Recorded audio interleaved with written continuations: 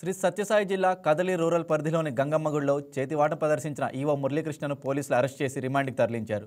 అనుమతి లేకుండా ఆలయ ఆభరణాలను తరలించినందుకు సంబంధించిన పలు సెక్షన్ల కింద కేసులు నమోదు చేశామన్నారు. నిందితుడి కోసం 5 కేజీల వెండి ఆభరణాలు, 1980 గ్రాముల బంగారం ఆభరణాలు, 15 చీరలు స్వాధీనం చేసుకున్నామని డీఎస్పీ శివనారాయణ తెలిపారు. కదిరి మండలం ఎర్రదొడ్డి గంగమ్మ ఆలయంలో మురళీకృష్ణ ఈవోగా పనిచేస్తున్నారు.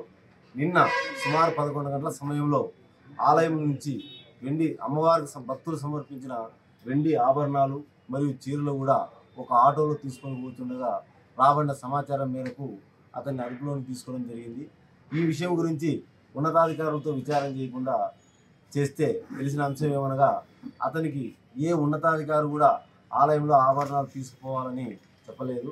అందువలన ఆ విధంగా చేయడం చట్టరీత్యా నేరం కాబట్టి టెంపుల్ ఇన్స్పెక్టర్ గారి ఫిర్యాదు మేరకు అతని మీద కేసు నమోదు చేసి ఈ దినము అరెస్ట్ చేసి రిమాండ్ పంపడం జరిగింది.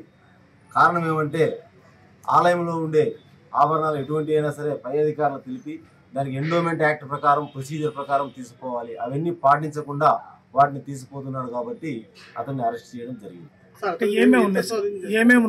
అవి ఆభరణాలు భక్తులు సమర్పించిన ఆభరణాలు 5 కేజీల 573 గ్రాములు వెండి ఆభరణాలు, గొడుగులు, అమ్మవారికి సమర్పించిన కళ్ళు, కూరలు, రకరకాల ఆభరణాలు, వాటి విలువ సుమారు 6 లక్షలు ఉంటుంది.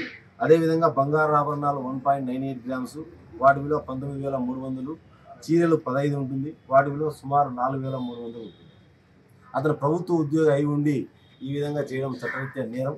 అందువలన అతని మీద 409 కింద 409 ఐపీసీ కింద కేసు నమోదు చేసి, అంటే బిఎన్ఎస్లో 316 క్లాస్ 5 కింద కేసు నమోదు చేసి రిమాండ్ చేయడం జరుగుతుంది. ఈ విధంగా అందరికీ విజ్ఞప్తి, దేవాలయాలు కానీ ఇతర పవిత్ర స్థలాలలో ఎవరైనా సరే ఇటువంటి చర్యలు పాల్పడితే కఠినంగా చట్ట ప్రకారం వారి మీద చర్యలు తీసుకుంటాం. ఇదంతా కూడా దర్యాప్తు జరుగుతూ ఉంది. ఇన్డెప్త్ మేము ఇంతటితో ఆపుకోకుండా దీన్ని పూర్తి దర్యాప్తు చేసి దీని వెనకాల ఎవరైనా ఉన్నా కూడా అతని యొక్క బ్యాంక్ డీటెయిల్స్ కావచ్చు, ఫోన్స్ కావచ్చు, అవన్నీ కూడా వెరిఫై చేసి అటువంటి ఎవరైనా ఉంటే కూడా వారి మీద కూడా చట్ట ప్రకారం చర్యలు.